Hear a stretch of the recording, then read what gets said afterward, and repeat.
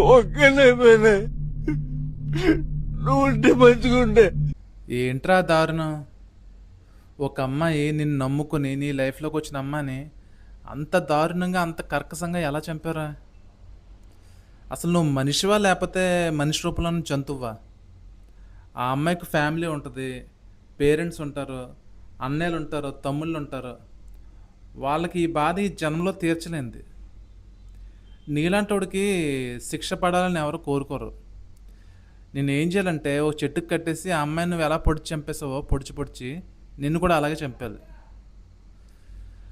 అలాగే 2 రోజుల నుంచి సోషల్ మీడియాలో నేను చూస్తున్న న్యూస్ ప్రకారం నాకు ఎక్కడో ఆ అమ్మాయిది కూడా ఒక చిన్న తప్పు ఉందేమో అనిపించింది.